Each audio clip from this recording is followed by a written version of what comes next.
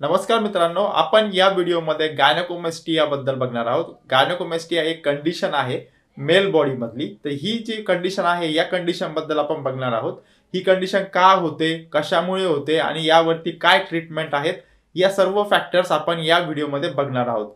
तर व्हिडिओ पूर्ण बघा। गायनेकोमॅस्टिया एक्झॅक्ट काय असतो? तो गायनेकोमॅस्टिया हे मेल चेस्ट जी आहे ती काही प्रमाणात फिमेल चेस्ट सारखी दिसते, तर याला गायनेकोमॅस्टिया म्हणलं जातं। तर ज्याप्रमाणे मेल चे जे चेस्ट असते त्या चेस्ट मध्ये ग्लँड साठतात, म्हणजे जे चरबी असते मेल चेस्ट मध्ये जी चरबी असते ती जिद्दी चरबी म्हणलं जातं। म्हणजे काही लोकांची वेट जास्त असतं, हाय वेट मुळे त्यांच्या चेस्ट मध्ये जे चरबी असते त्या चरबीने ॲज अ फिमेल चेस्ट सारखं दिसतं। दुसरी जी कंडिशन आहे की ज्यांचं वेट जास्त असतं, वेट जास्त असल्यानंतर त्यांनी वेट काही प्रमाणात कमी केलं, पण ज्यांचं जे चेस्ट मधली जी चरबी आहे ती चरबी ॲज अ तशीला तशीच राहते, कारण ती कमी होत नाही। ती जिद्दी चरबी म्हणून आपण ग्राह्य धरतो आणि ती चरबी ज्यावेळेस कमी होत नाही तर त्यावेळेस तिथे गायनेकोमॅस्टिया झाल्यासारखं त्याप्रमाणे आपली कंडिशन होते। तिसरा आहे कारण अनुवंशिकता। अनुवंशिकता जे असतं की जर घरामध्ये कोणाला असेल तर अनुवंशिकतेने सुद्धा गायनेकोमॅस्टिया होतो। चौथं कारण आहे बॉडी बिल्डिंग मध्ये।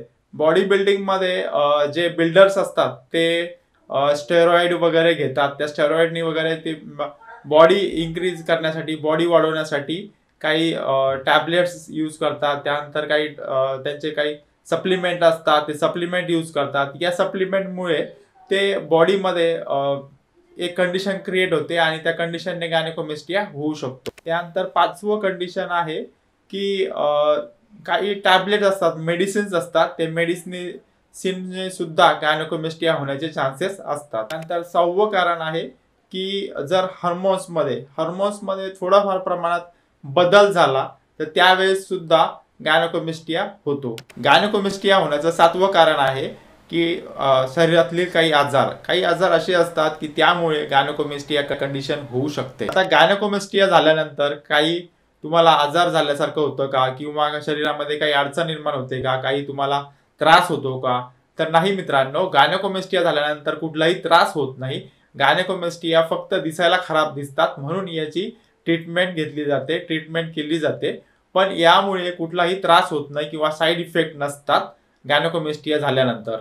तर हे दिसायला खराब दिसतात म्हणून जसं तुम्ही जर टी शर्ट वगैरे घातलं तर त्यावेळेस तुमची चेस्ट बाहेर दिसेल थोडीफार तुम्हाला, तर त्यामुळे तुम्हाला विचित्र वाटेल। किंवा तुम्ही स्विमिंग पूल मध्ये कुठे गेलात तर त्यावेळेस टी शर्ट काढून वगैरे तुम्ही स्विमिंग करणार, तर त्यावेळेस सुद्धा तुम्हाला चेस्टचा लुक जर प्रॉपर नसेल तर त्यावेळेस सुद्धा तुम्हाला इथे अनकम्फर्टेबल फील होतं आणि त्यामुळे तुम्ही त्याची ट्रीटमेंट करण्याचा विचार केला जातो। समजण्यासाठी गायनेकोमॅस्टिया झालाय आणि कुठल्या गायनेकोमॅस्टियावरती काय ट्रीटमेंट केली पाहिजे यासाठी याचे ग्रेड केलेले आहेत। एक्झॅक्ट 4 प्रकारचे ग्रेड असतात। फर्स्ट ग्रेड असतो 1 ग्रेड। 1 ग्रेड मध्ये काय होतं की चेस्ट काही प्रमाणात बाहेर आलेली असते, नॉर्मल असते पण काही प्रमाणात बाहेर आलेली असते। सेकंड स्टेप मध्ये अति थोडी प्रमाणात पहिल्या स्टेप पेक्षा जास्त प्रमाणात आलेली असते। थर्ड स्टेप मध्ये दोन्ही स्टेप पेक्षा जास्त प्रमाणात चेस्ट बाहेर आलेली असते। निप्पल्स थोडे खाली झुकलेले असतात। त्यानंतर फोर्थ स्टेज मध्ये एकदम सिमिलर फिमेल चेस्ट सारखी चेस्ट दिसते। तर हे 4 प्रकार आहेत गायनेकोमॅस्टिया।